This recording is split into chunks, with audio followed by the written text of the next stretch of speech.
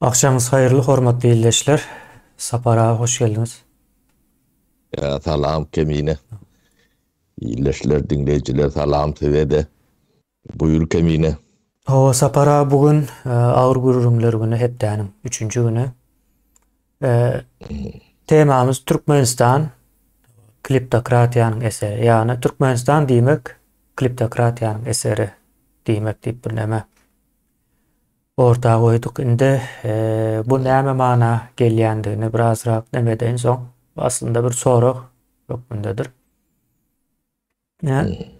Türkmenistan guruldu da soň mu kliptokratiya öwrüldi ýoksa kliptokratiýanyň eseri hökmünde bu ortaga çykdy diýilen bir sorak bardy bu taýda. Men bunu indi bilmedim, sizin haýsy tarapyndan ya iki tarapyndan birden seretmelimi. İkisine bile bile el alıp bileriz. Doğru bolsa doğru, ýalňyş bolsa ýalňyş, ýagny haýsysynyň doğru, haýsysynyň ýalňyşlygyna. Soň munyň bir detallaryna, ýani guruluşuna, taryhy guruluşuna mı diýeli, ýa-da taryhsal guruluşuna diýip aýtsak hasam doğru bol. Şo taýlara bir iňele. Sapara. Indi kliptokratiya sözünden bir aýdyp geçeýin manysyny. Indi klipde diýmek ogurluk diýmek. Kratiya ine demokratiya da kratiya vardır. Ogurluk düzgün diýip bilersiňiz ýa-da ogurluk guruluşy diýip bolar. Hatta hastalygy bar. Kliptomaniya diýip ogurluk hastalygy. Ýani bir mätäç bolup ogurluk etmeýär-de. Kesel bolan üçin ogurluk edýär. Bu taýda da kesel bolandykları üçin bir döwlet guruluşy nemesine getirip ogurluk edýän bolmaly diýip nemäni başlap berelim. Sapara. Türkmenistan kliptokratiyanın eseri mi ya da Türkmenistan ya kliptokratiya Türkmenistan'ın eseri mi? Neme iyileşlerden bir ilkulakul ötüp sorayın men birat bokurdawum nemerek bu ýoýundyrak çykar o griplapdyr. O direlerden grip tutup diýeli kemine. O şoň üçin tesim birat o Ýöne mäbir owadan setim ýok bolun. Hatam nemerek çykdy. Gelşikli bolmagy mümkin başlardyňyz diýip öňünden ötünç sorýan. Onuň ni sorap, ötünç sorap demäge çeýin teň soraňy kemine. Ýa-da bir kolonial atarlar oý kolonial bir nemeden ayrılıp birden bir başka bir dünýäwi bir döwlete geçmek belki aňsat däldir. Bundan geçiş bir geçişe tabiýalyk şeylerek demetdiler mükemmel ýa-da rejissörler nemeler o sebäbi şu neme koloniya dargap başlarında taýyk milletçi, vatançy, halkyny töýýän, hujurly, gururly, mezhepli, ahlakly adamlar barsa o koloniýa hem eden etmişini görjelep başlamalylar. O şoň üçin şular ýalyk nemeleri makul bilendirler diýip düşünýänler. Onu ýani kolonial neme elini çeken soňam ýönkü dönem az güýç bilen, az zähmet bilen sömürüp bolýan ekenne. Bunu new colonialism diýerler. Ýa kolonial sistem bu täze bir görnüşi. Hiç sada jogap beren ok. Ýöne sorup ýatyrsyň. Bir zat olsa da sen ine garaşsyz ha. Ýok, sen garaşsyz diýen. Ýa-da sen neutral diýen. Ýene o sen bilen men işimim ýok diýen bilýän. Bunu näme üçin aýdýan? Ýönkü geçen demelemizde şu Türkmenistan'dan çıkan esası bir iki önümün demesini, muhtarlarını adak geçtik de. Yani gaz, nevit, bir nere Sovet döwründe ya yıkılyança 91-nji ýyla çenli döwrünallyk o ikinji bölügüm 91-den 23-nji ýyla çenli hallykda o şonda da Türkmenistandan kömürlen nemen pul görünüşine mukdaryna aýdyn o 1 trilyon 16 milyard dollarlyk çiğmal gaz bilen neft diňe şu ikisinin bagady şol. Ödem orta aşağı nemede dawa jejel bolmasyn nemedilen baka ýöne mukdarlaryny rahat aýdaýyn men soň ýalňyş diýip patap edýän adamlar öýdleri ýani tarihler bellidir. Çok nebelerine köpöldüp korelýat et näde bilen bolsalar çıkarıp o taparaga ýalyn söýdýän ýalňyş bir bu nemeti kritika çıdan oklat diýip bilersiňiz men sanlar aýdyp başlaýyn 1966-njy ýyldan 1991-nji ýyla çenli gal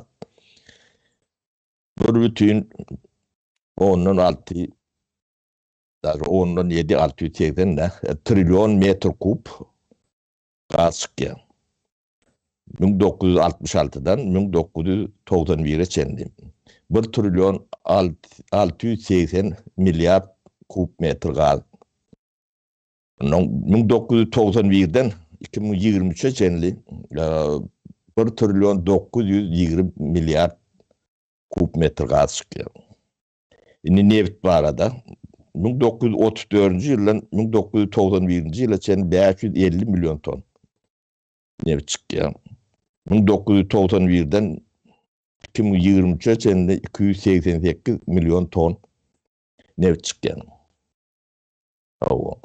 Bunu statistikan ýok etdiler diýip men aýdýan ýöne ýani 21-nji asyrda statistikany sen ýok edeniň bilenem çağa çykman bokly oýnaýarlar gözüni ýumup gözünü de görmendir öýdýär. O men aktywym bilen şolar ýalyk oýun oýnaýan ýa-ni 3 ýaşady. O gözüni ýapan soň hiç zat görünmeýär. Diýip pikir edýär. Ýalyk onu sen aýranyň bilen aýrylmadyk ýerleri bar. Onu tenim aýyrsaň bunu ýörüt aýrýanyň orta çykýar da. Bunlar öýdürüň sırlaryny şeýdi batýarlar eken. Ne şifrler näme şu ben aýtdym. Ne Türkmenistana çykypdyr ol Türkmenistana tiňendir diýip bilýän adam bolsa çykdyn orta. Ne Sovet döwründe ýykylýança Türkmeniň gadyndan neftinden Türkmeniň büdjetine 1 rubl 2 rubl ýeren ýeri ýokdur. O kim şun aksyna tersine fakty nemesi ba bolsa aýdyp biler. Orta çykyp aýdyp biler. O sömürge derler näme? Ödem Türkmenistanyň hiç bir yerine yani Gazapitsevir dedilen hiç bir yeri. Absolut. Bu şäheriň bir gidijik bir bölejigi orada merkezi Aşgabat'ın nemetinde bir. O da 100% diýmäge demedel Aşgabat'ın. Onun ýaşy 20%'dir şäheriň. O hiç zatdy. Yani gulok nemede diýýär gulogum derler. O ýa-da Türkmenistana degişli ýerim ýok. Bunu Türkmen şuna çenli tanabam bilen ok. O hatabyna malp bilen ok. Nevitem şonalak. O Türkmenistanda 2 tanak nefti bir rabat ve şimoşunuz var. Nefti gaýtadan işleýän 12 milyon tonluk. O Türkmenistan bu lokan bir ulu parkly maşinli nemeli bindin diýdil upotrebladet nemet harjap ýören bir nemedel bir ýumruk ýalak Türkmenistan. O 12 milyonluk moşly gerek gel. O hem beceti hafasını Türkmenistan'da o için nemesini arasında nemesini alıp gidiyetten. O şeyde gidiyetten beceti. Bu şeyle o karşılığa çıktık dedik. Onunla da o şu kadar gelen pulun hatamını verip bilen adam orada ne ait çıktın ortaya versin. Şunu seni verip bilen derler. Vermesi mümkün hem derler. Yani ben size bir rahat düşündüreyim. Kemiğine. Devlet sarayı şu. Belki de dünyada da sırdır. Yani bir yurdun içinde istenlik devlet olsun. Çıkan yönüm, eksporta gidenle şuna iyidine pulu gelmese oğurluktur. Hata edilendir. Ya da birinin kolonyası, sömürgesi. İkisinden biri, üçüncüsü yok. Yani EYS Türkmenistan derliği ben böyle da. Kazın. İkisinden birinin hayatını hata edilen olsanız sizin öyle iyisiniz. Yani iki varyantta da yani Türkmen'e gelen rat yok da içine. Düştüm. Yönden seyredip görün. Bu 20 yılın önkü değil, 2 yılın önkü değil, 25-30 yıl Türkmenistan karşısız bollu diyen gününden beri. Çıkan kadın pulu yedine gelen o uğurluktur.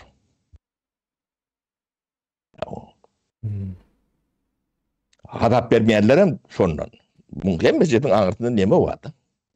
Tebep vardı. Yani bilgeçin statistikan yok eden oklar, bilgeçin hadap veren oklar değilen deme yok. Hasap yok. Türkmenistan'ın içinde hasabı yok olmalı onda.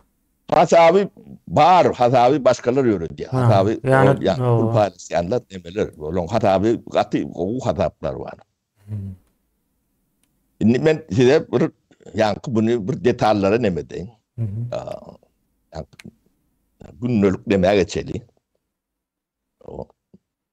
Türkmenistan'da günlük şuun nesin neme şuun ayın nesiyeti kemine? O 27'si.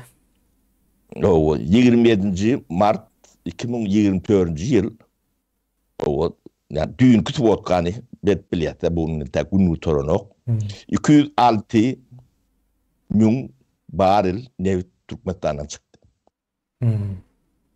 Yani men veriyen şunu. Ödem çoğu vodka bar. Bu hatanın içine girmedikler ama onu ben hata vermedim yok. Son bakatı 16 poç yok nokot 9 yani 17 milyon dolar. Olam yiyin pesinden hasap edilen.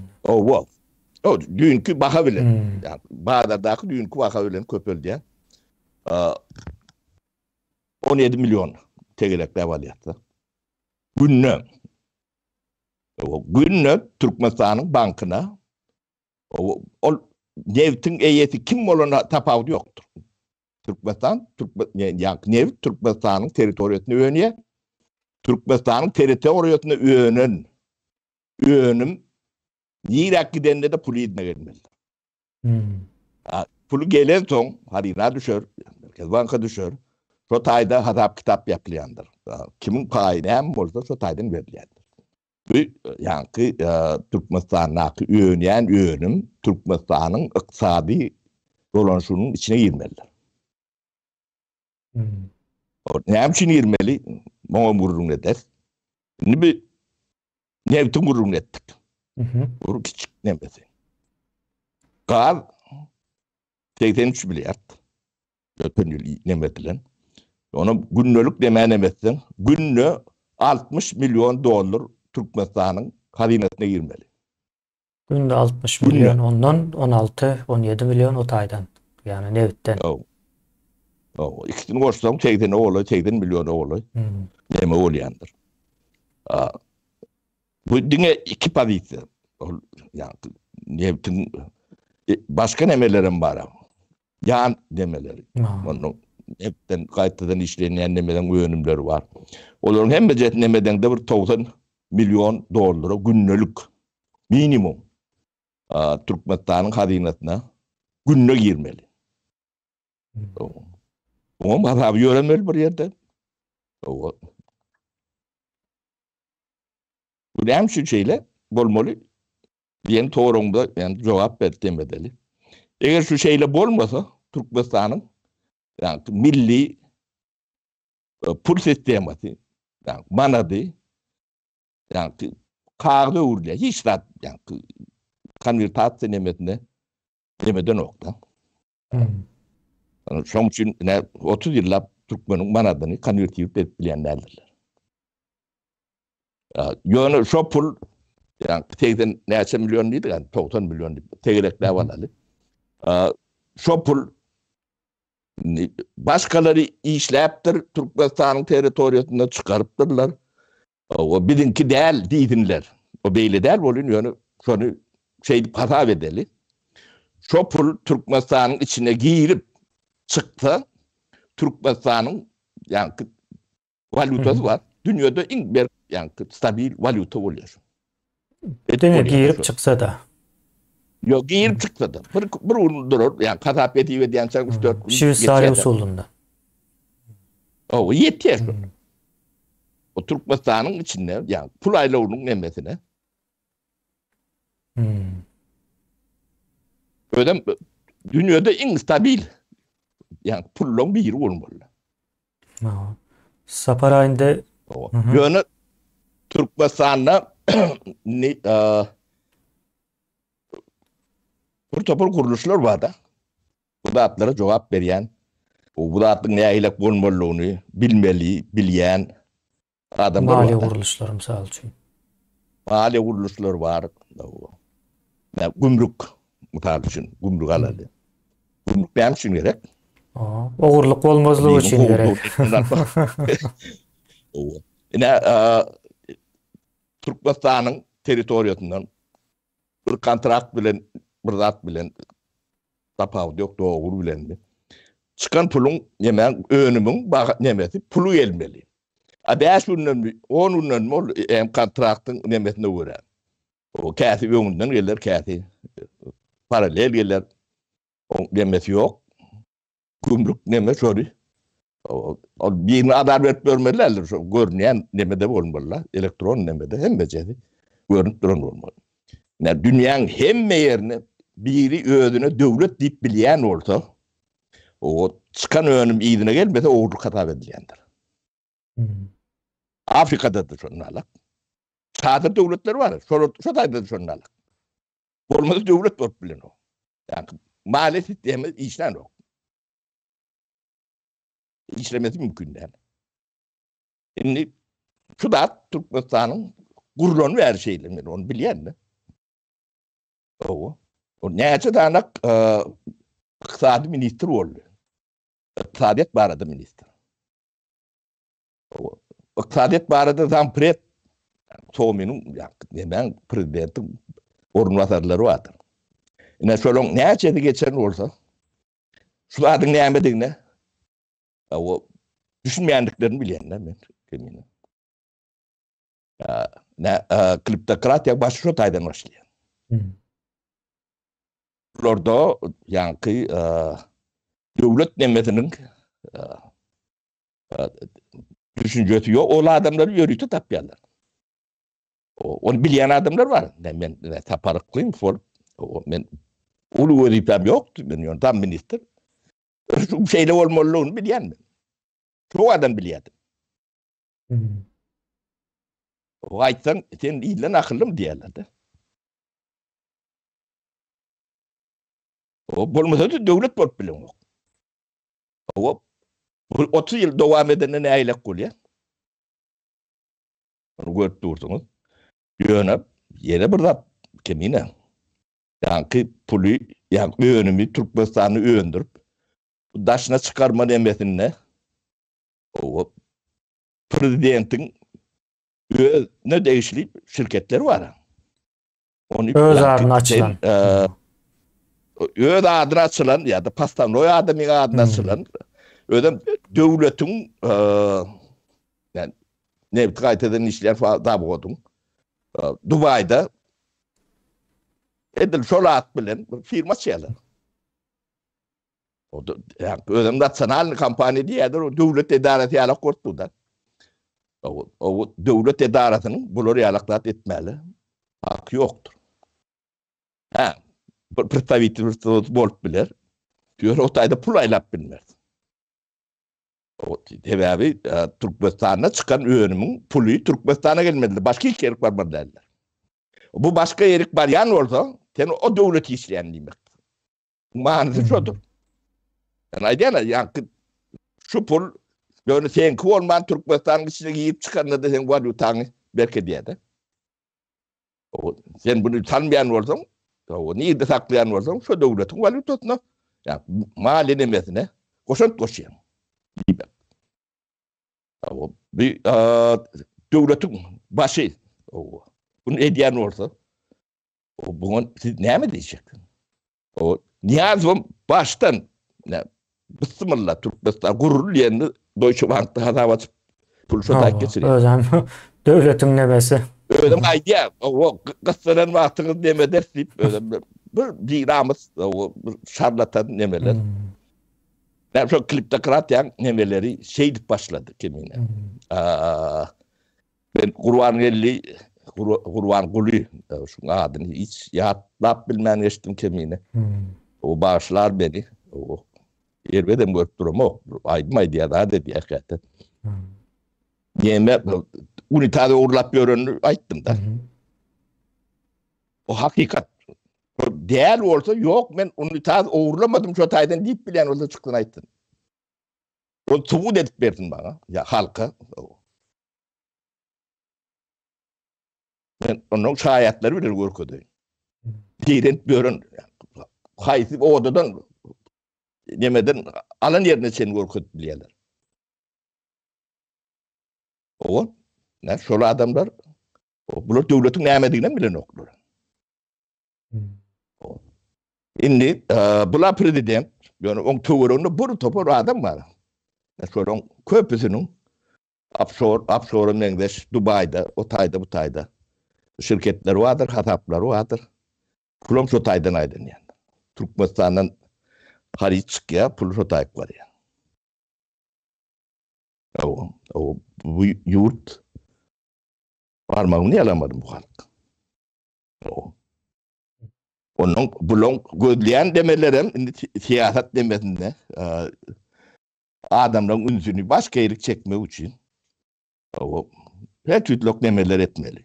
Ya birinciden oğru adamların demesini kağıt ekranına çıkarıp görkünmediler. Oğru diyenler hem bir baklaşka iki baklaşka ya. Oğurlanmış. Ben yani oğrun tuğulmasını yani kakik oğrunun tuğulmasını ayıp vereyim. Tabii dövrünün yemesini ayırayan bunun tonku yemesi.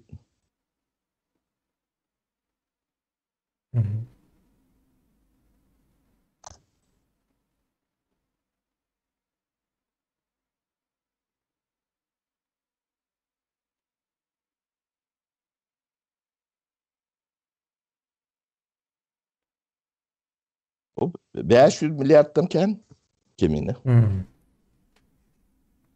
O 500 milyar sapara soňky 32 ýyl doğru değil mi? Halkam şu var. Çekirekler var yani. 500'den demen böyle aldım da. Ne mani 500 milyardyň näçe diýene düşünmek üçin yurttaşynda işläp ýören ähli türkmen ýurduň içine bir ýylda 2 milyard pul uğrady. Bularam 500 milyard ýok edipdir. Niragiden belläline ýa saparaň aýdyşy var. Gümrükden bir zat çıkýan bolsa, ya gümrük diýilýän Türkmenistanyň serhedinden bir mal, önüm, çiğ mal çıkýan bolsa, şonuň hökmen suratda pulu ýa-da şoňa bir dengeljek bir zat içine girmeli. O zatlarym ýok bolsa, demek o ýok, ogurlapdyr. Ve ona halk her ýyl 2 milyard pul getirýär. Bularam 500 milyardy ýok edipdirler. Alıp gidipdirler ya. O şeyle kemine bu Sovet döwrüniň hekayetini seyredip görün. O Sovet döwrü bizim ağaltymız var diýip şu parta yani nemeden Takradan düşünlerler. Propaganda demetinden. O tarla traktörümden başla danin şu ağaltın. O bizim nememiz. Aydımları, koşkuları.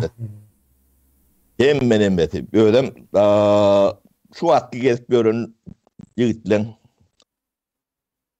Epetli böyle yani parkta meydancaları var da. Son kıralarına yan doğru geline mi oradan parkayı veriyorlar da kimine. Yani o parkta yani Palistan'dan nemesinden yani Palivoy Palivon yani. Palivoy nemesinden o çağa doğru görün gelinimiz var. Yani düğün yani bir aramızda 74. yılla o Sotay'da ben doğum kabul ettim deyip o gururun gören o arkadaşımız var. Böyle çıkıp gururun görer. O da Bursluçu değerdir keyenler. O çağa sen tek 40 gün Çiğli'den çıkmakan yine parkta gitmeliler. O yani Palivoy'da koyup çok et yemediğinde o emdirip yine de parkta gidip şey edip görün o gelinimiz vardı. Yani mecbur ediyorlar. Parkta meydanında da oldu diyeniz halkın köpse. Onun öyle doğulanan olsa Giyce doğulandır. O enesini parkta meydanının demesinden yani Palivoy'unda yakırasında Sotay'da ulanın adamlar köpsü. Yani bizim şu kul ruhluğumuz var. Enesinin tüydüyle girendir. Tabii kul kırnak gelin o parkta görün deme. O çağatını Sotay'da o emdirip iyidirip o parkta geldiler. O bunu yalanlap bilen adam orada orta çıktın. Bir yıl 2 yıllar. Evet demet yıkılan şey yani o yıkılan tohum demettiler. İnni bu bir deme yani bu tuğumutunu seyredeli. Yani ki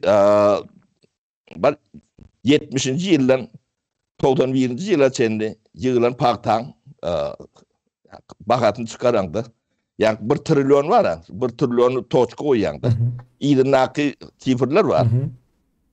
O bu neçe milyar. Çok yartıyalak. Düşünün.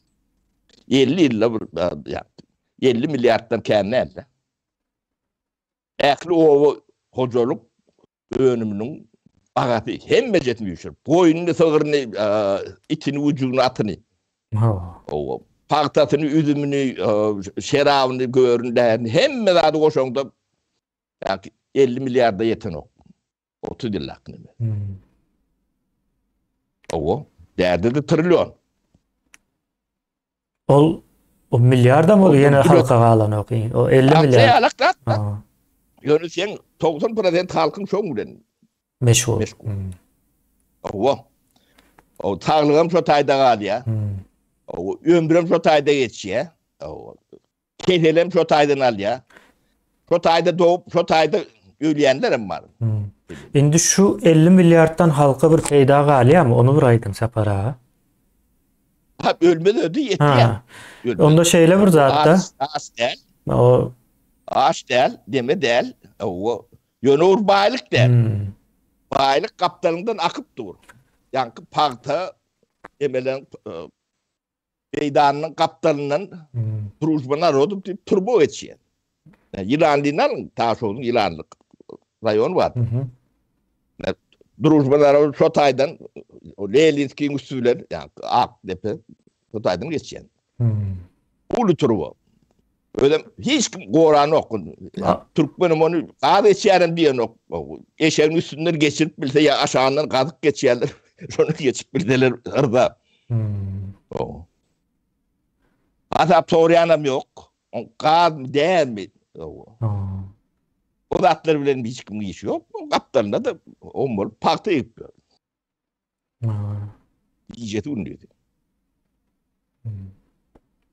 Bu gulsurluk tuğunu kalaniyal nemen nemediğini şu da atlan hem bir ortağa getirip bir analiz etmesen o bunlar tarla traktörün deyip aydıp böyle. O bir size tuvalet getirip koyduk diye sıçmanı uğrattık diyorlardan. Ne edip sıçadık bilemiz o kemine. Yok olmalı öyle zat benim fikrimce. Ortayla sonra uğranan olmalı. Aha. Ne bu şeyle yönü şimdi yani temamda Hı geleli. hı. Türkmenistan'dan çıkan önümün pulu Türkmenistan'ın içine girmesini üçün yetmeyen hükümet derler. Hı hı. Bunlar oğurdur. O tayık sudatla ne için yola koyanoktur? Oğurlamak için koyanoktur. Bu başka bahanesi yoktur. Evet abi birinciden bilmesen o tayık varmalılar. O bilsem adamı alak etmeli. O ikisem yani sen o tayını adam derliyim. Hı. Ne yani bu zatları bilecek, bilmeli, yetişen kadırlar vardı. 90'cı yıllar vardı. Düğümden Türkmen santık milletten der. Medeniyetsiz ya da akılsız, bilimsiz, düşüncesiz milletten der. Zatları bir katkı oldu düşünüyordu. Hı. O ne adet bilmezdi ama idiyatık. O şu an siz soran Türkmenistan'ın çıkan kadını kim ne edip ölçüye, ne edip kontrol ediliyor. Şuna edip bilecek adam var mı Türkmenistan'da? Ya nevti. Hı? Hazinede yok. O pulni Irak varmalı. Onu bilen adam yoktur. Ne? Kleptokrat yan nemeti şu aylarda yatıyor. Ben targaçları devletin başına getirdiler dedim Hı mi? hı. Yani, şunun için getirdiler. Uğurlu için, başka işler için. Hı. Yani halk nadan almalı. O bilgisiz almalı. Kork. Okusuz, bilimsiz, hünersiz almalı. Sana araçlı olmalı. Hı. Ettiler. Gözümüzü alın ettiler. Ha, olurum yani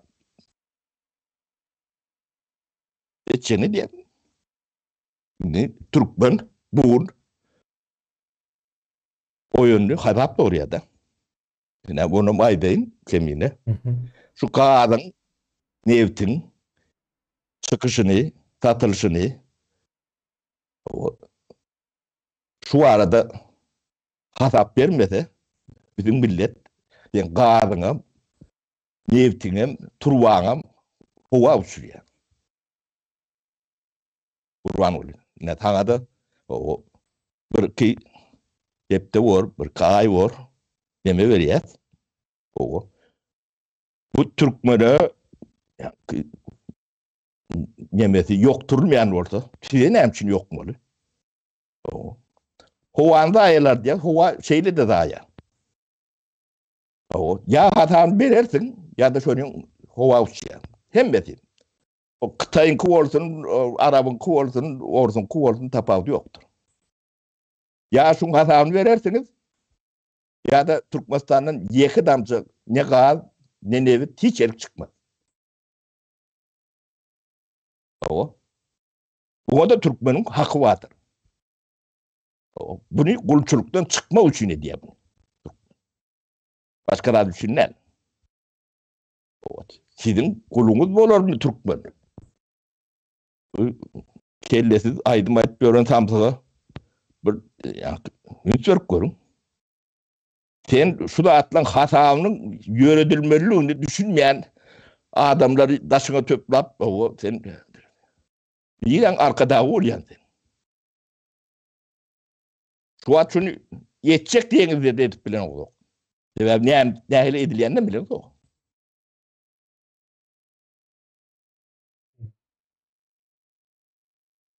Bunlar ya cahilin ama ağır başı. Yani cahillik geçivermediler. Bu giden arkasındaki halkı o diyorlar. Vat ne Türkmen milleti, cemiyeti doğal dargıdılan,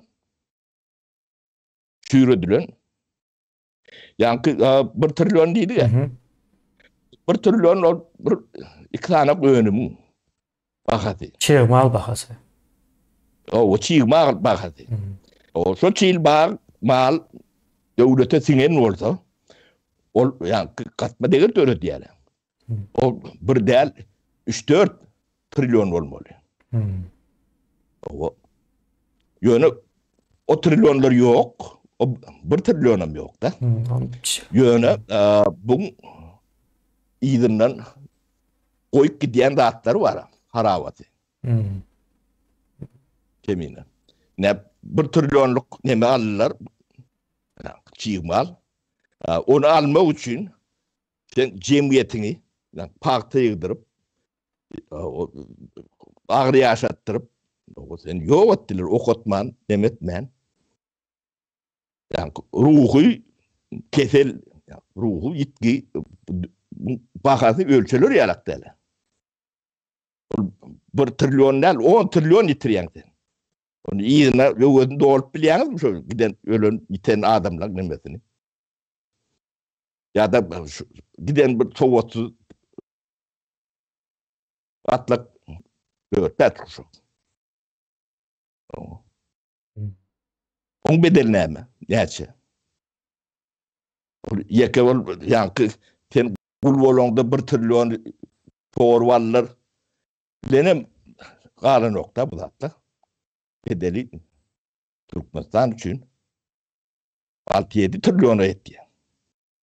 O. Şun hatavının şulardan toğramalı. Sebebi bular son mümkünler ölüp gittiler. Şu miraslar bular. Miras düşer. Şunun için kim miras düşer olsa şunu soramalı. Önkülerin hemmesinin bilelikte soramalı. Sovet Soyuzu yıkıllam deyip bilen ok. Orta elini çekten deyip bilen oklar. Yok, Ors imperiyasının nemesinde kupyorlar ha medalını. Orsun kuşkuda simbolü dur.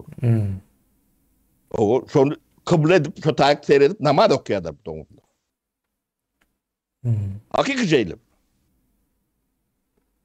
Çoğu çok okuyorlar. Olmadı o durur mu? Seni gul eden batı alan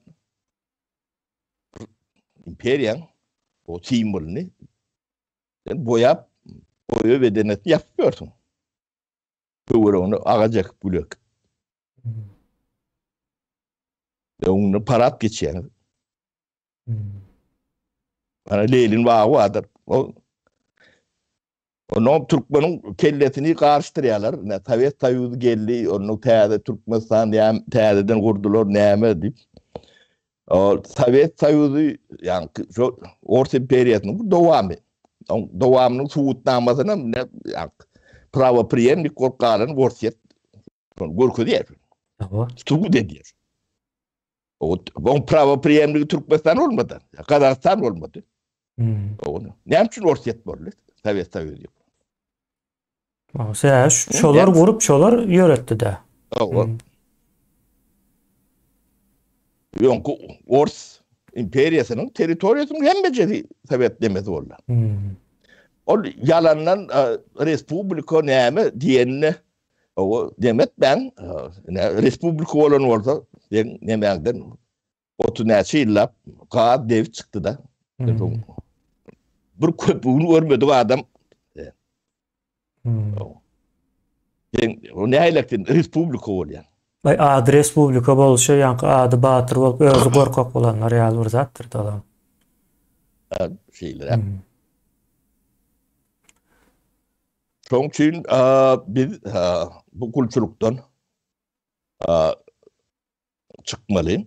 O çıkmaň nemesem ne biz näme üçin gul edilen bolsak, o ilkulap ço önümlerden başlasak doğru o.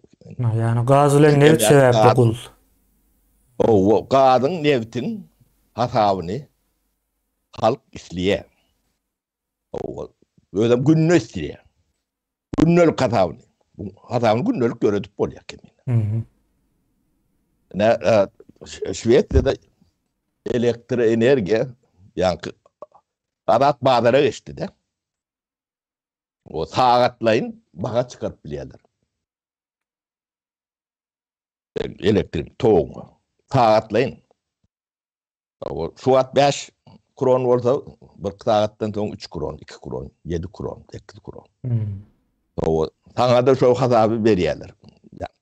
Faktura gelene de haýt saat näse ýakanyňa sen demet berýärler. O sen ykbalyň çözüp duran gaz, neft. Taýdy näme şolar ýa-da hasap öredip bolanok. Özüm dünýäň pulum şo taýdy. O pulum gelen ok. O gelmeýändiň täbäbi o sizinki däl. O görkezip bilmeýäniň täbäbi ogurlaýan. O size de berýärler. 2-3%.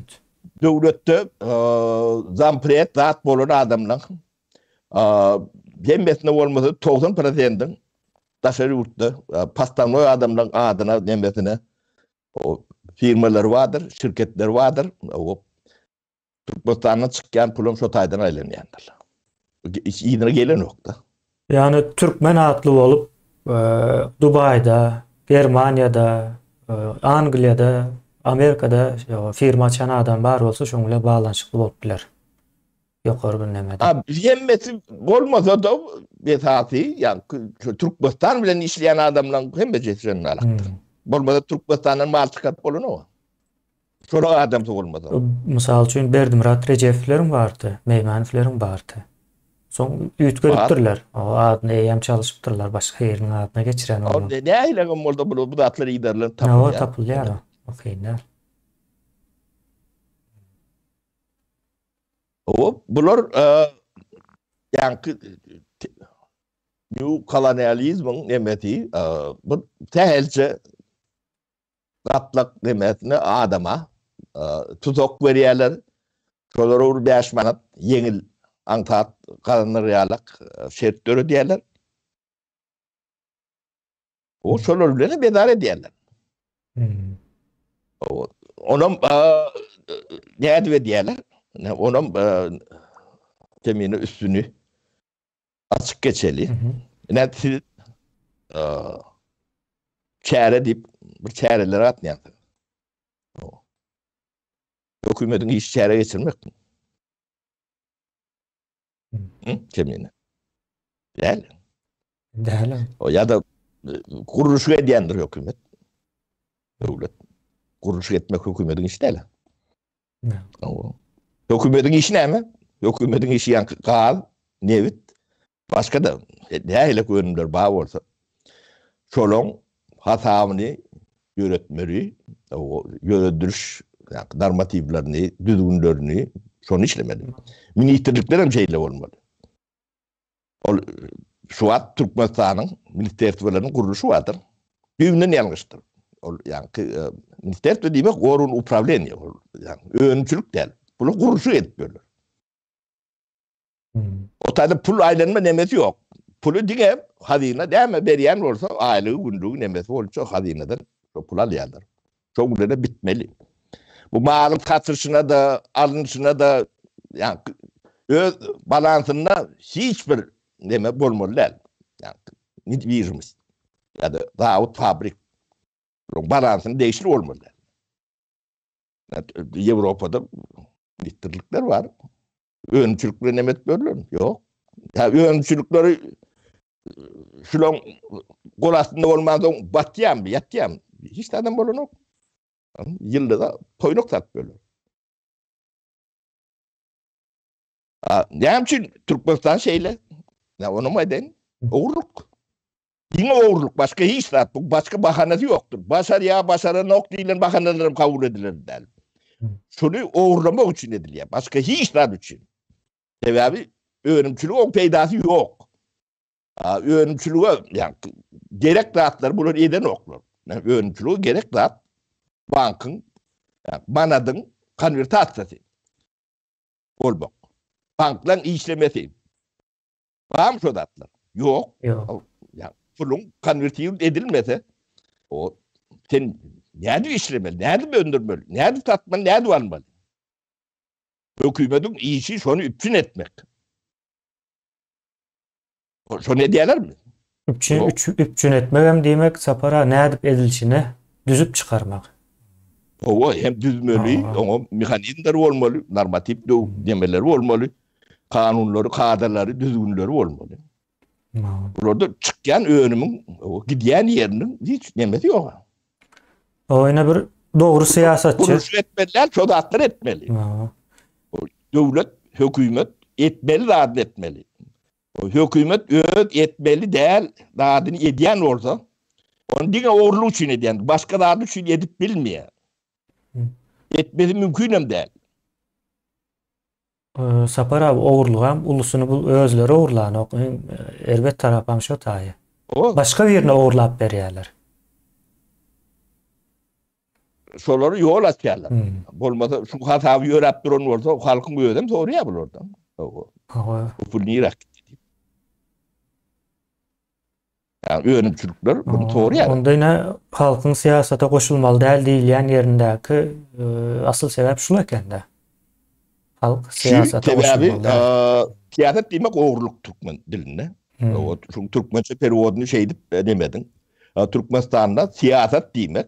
Yani siyaset bilen meşgul olayan yani kuruluşlar, kuramalar demeler. O oğurluk demesinden. Sonra koşulmalar biz oğurlar diye. Sen ne mi çek diye. Yani oğurluk işine o hemmemiz bolmars diyen olmalı. O sayılanan adamlar olur. Ne adamlar mı olur? Doğru. O koşulmak diyen sonra. Siyasete koşulmalı değil diye. Türkmenistan'ın siyaseti aslında gaz ve nevit de o gaz ve neftin iyiye çıkmalı değil. Şun hasabını bilmeli değil, gurrun etmeliler. O yaşlılar şunu hala noktip yankı tarafına değil. Öyle sözüm var mı Sapara? Yaşlılar hala. Yaşlılar hala noktaya bunu. O yine bir neçe yıldan sonra Allah'ın hala noktip başlarlar. Gazın gurrun etmeli. Onun yankı öde aralarında da yankılaşıp işleşip öğrenmeleri var da.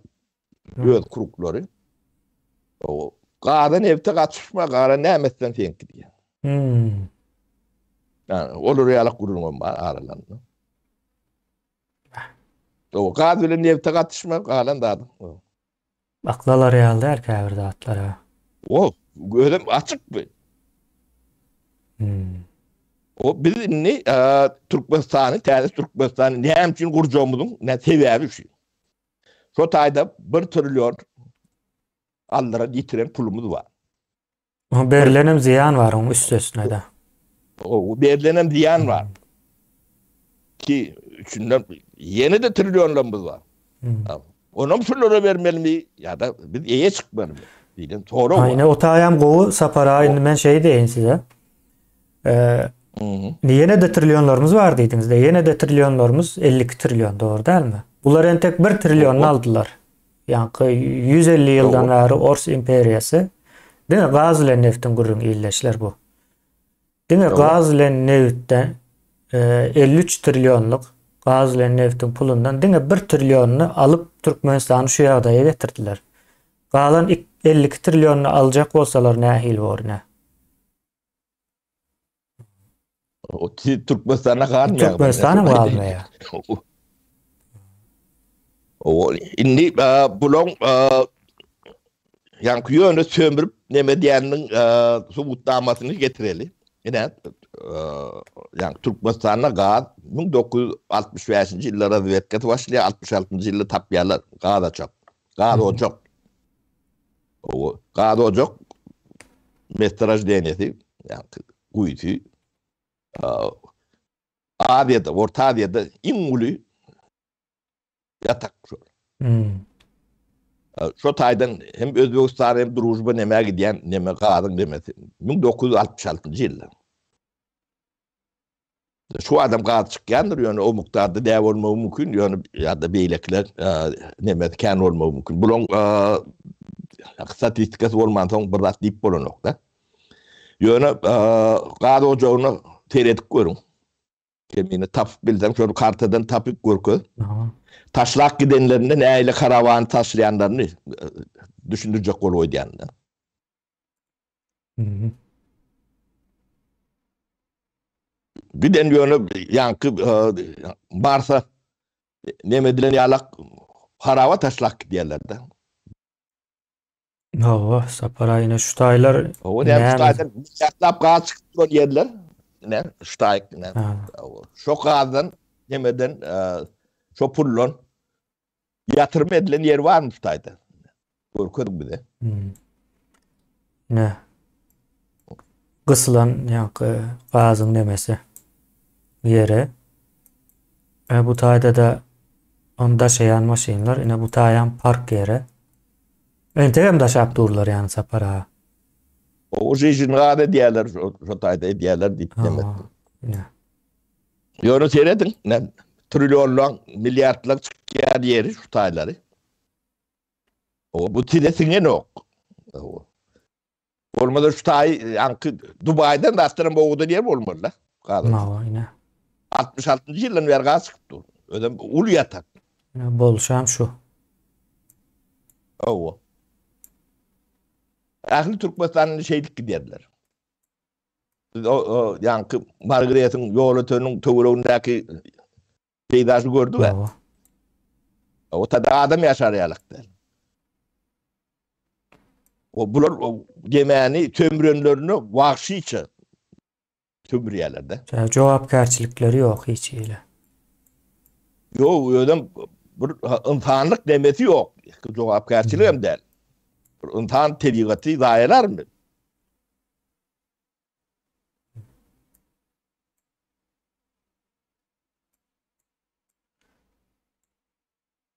Ana bu zatlar kemine ne şeyle o bunu bilmediklerini ol yani ukrapıyor ben Türkmen. O kumsuklu edip o gürlemen akıllı olacak olup o arrınlığı yapıyor ben hem de görünüp durandır. O gidecek yerin yoktur. O bu gülsürükten o sizin çıkmanızı isteyesiz sizin.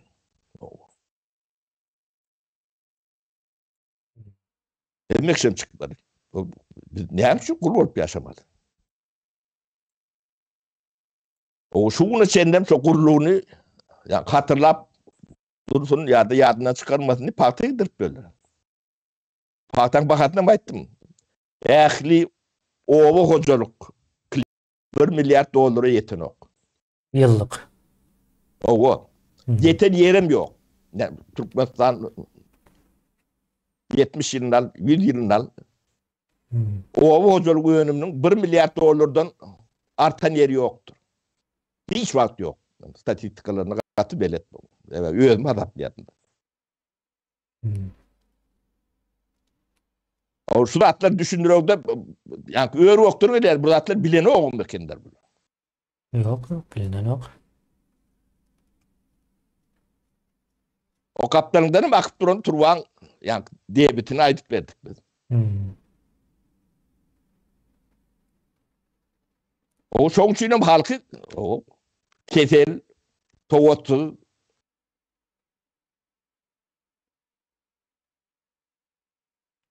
doğuda öğürlüyede durmuşsun. O bunların arkasını dağılmışsın. O aydın maydana yapıyor. Emine.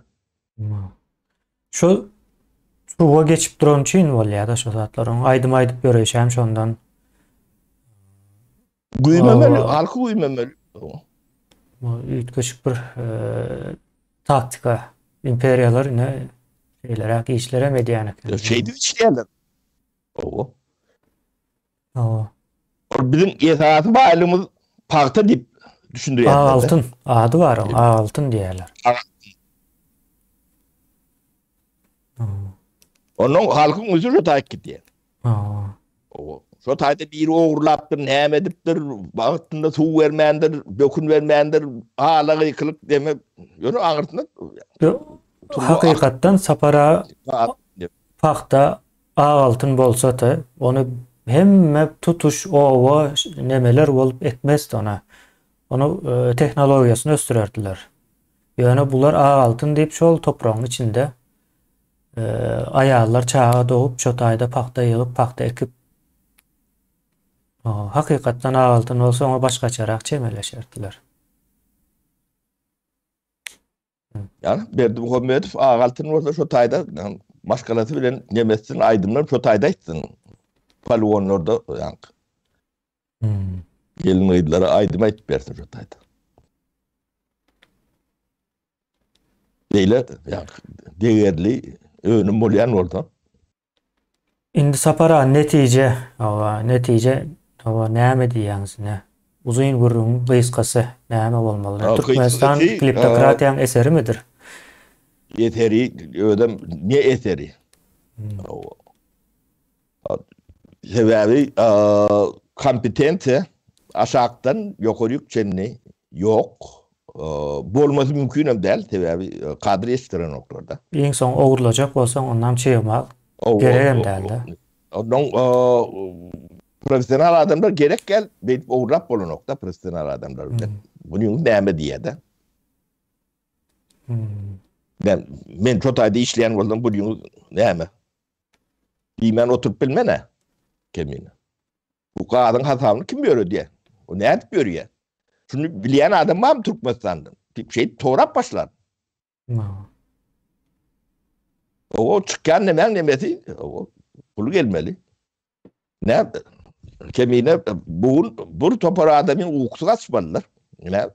Sovet dövrünün yıkılanından beri şu finans nemeye katlaşan yol nemeler vardır. Yolbaşı.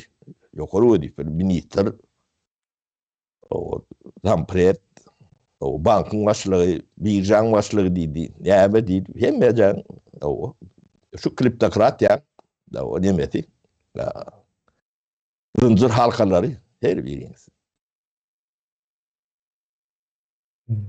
o Türkmenistan'a beren peydanı da ne şol şoňdan ölçülmeli bular gatı düýüplü, bulon akıl bilen edilmeýäniniň subutlamasy bolmaly o da.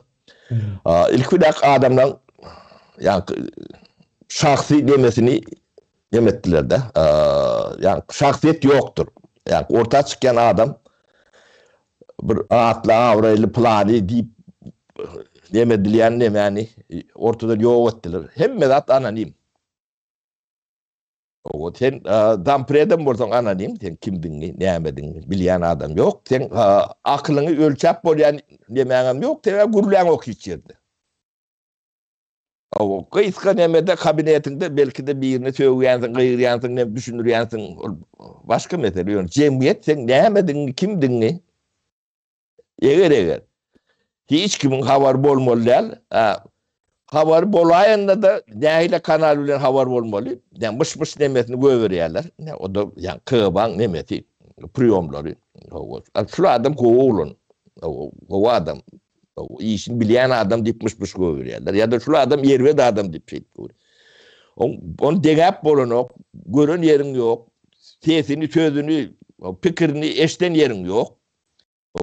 Onu şu mış goğu diýse goğu, ýerwet diýse o ilagdy keramet diýmem. Bu ne mene tokuk göwerýärler. O ilýän orada bir zat bardyr diýerler. Ne şo demäge geçen hemme zat anonimdir. O bir şahsiýet bar ne Berdimuhamedov. Onu hemmesi şonu görkezip şoňa gyýyp söýüp aýdat berler. Bu da olaňam işine gelýär beýlekleň kemine. Olaň tebe näme oýuny bilýän adam ýok da. Şu Merkez Bank'ın heyetinin kimdiğini bilýän mi? Başyny. Ýok. Bilýän adam ýok. Aksady yani. Web sahypalary ýokdy bularyň saparasy. Ona diýäňiz, ne islendik ýurdun web sahypasyna girip bir ministrlige bassan, şol ministr, onuň kömekçileri çykýandyr. Şu döwrün közän bular 4-5 ýyldan çalışmamdyr ýa-da her 4-5 ýylda täzesi gelýär, görkezýärler. Indi Türkmenistanda şu zatlar ýokdy. Buna indi etjek bolup bir çalak-çula bir zatlar edipdirler. Olam näme netijesinde sapara? Birinciden şu hereketleriň netijesi, ikinciden hem dijitallaşma deyip bir neme basış ediyor da Eurokomisiya, Europarlament basış ediyor. Dijitallaşma deyip onun puluna olur veriyor. Kızıklı tarafı. Şu pulunu alma için burada Olarım yalandan şu pul almak için ettim bol ya. Son girip seyretsen hiçbir yerine girip bolanak hiçbir sahipası adam şekilde açılmaya. Hem mesela çol zadı veriyor. Yankı bir hizmet veren web sahipa değil. Devletin web sahipalarının hemmesi hizmet maksatlı ya da bilgilendirme maksatlı kurulmalı da. Hiçbir zatı yok o neme boyunca. Demek bular şol sahnada dine Ayşıngız Yal Berdimuhamedov görünmeli.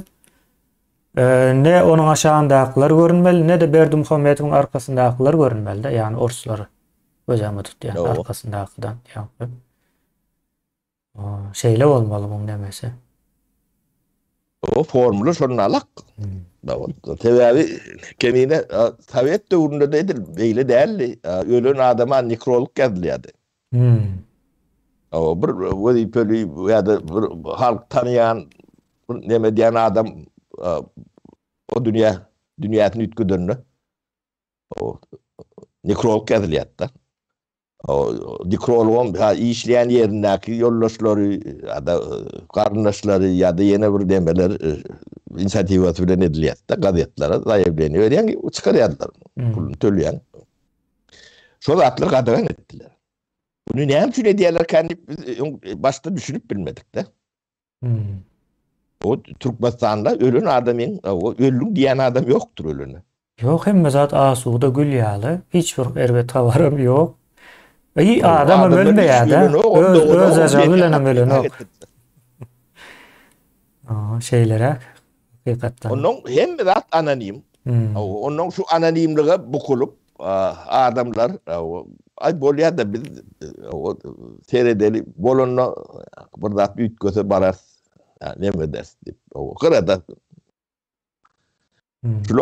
şu dünya geleni gideni idem kalacak keller köpüsünü kalmadı kalan o kemin kalmayan ken şu ülkeden adamlar iyidini nemesini soğurayan adamlar var mı? Yok gelenin gidenin belli değil. Ot diyalak hakikaten. Sen adam değil mi? O mu mürken var nemesi yok. O değile giyi koydum bu çağalanga çuğulanga yok o da yok. Bu cemiyeti çürü diye bu zatlar. O bu vatana olan bu duyguyu bu zatlar hem beceri ne ola sifreleme diyorlar. Yani şu vat görüp dursun da.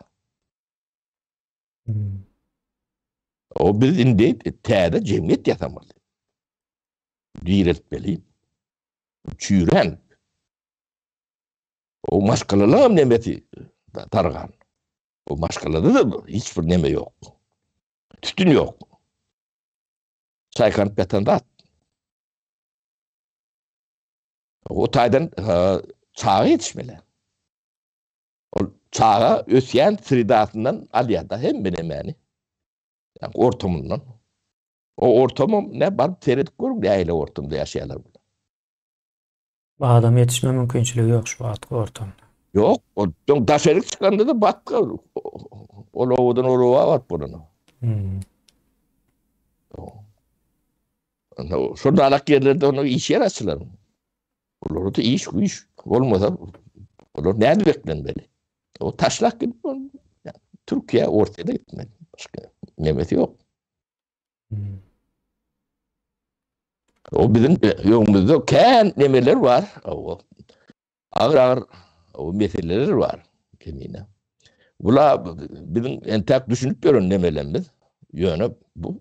Yani imperiya yetiştiren adamlar var.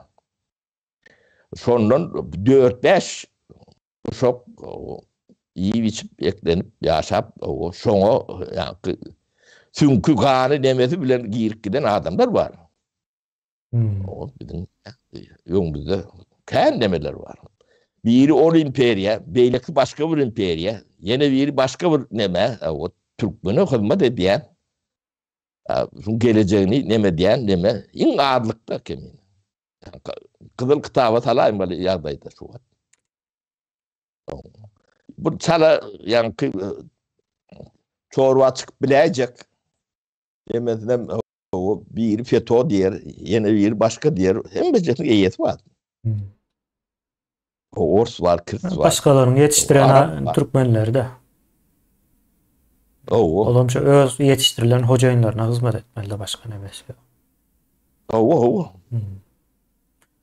Şeyle sapara o cemlesem bor. Olya demek Cemdali kemine. O ne için halk oyun bolluğunu ne için görüşmeliğini maddi tarafını o yattın çıkarman aydıp verdik de bu manevi tarafım bunun kiçi değil oyun yönü bu maddiyetim var da o garip bol batlı olup polyanlarlar. O ağzının ağın olmadı diye çoğun için o adamlar bu da atlan fikrini etmedi. Ne kuru otu çat diye, ne yağdayı çat diye. O ne de bilgisi.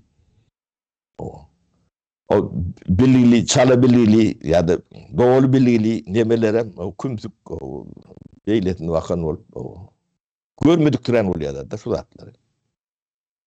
O yani gözüne pürsiyalak, o çöpem değil, pürsiyalak sokulup durun da atlar öyle. Şunun üstünden atlar geçip bilen o zaman dedim. Bilmedim, imtihanınızdan katışıp gitmedi bunu.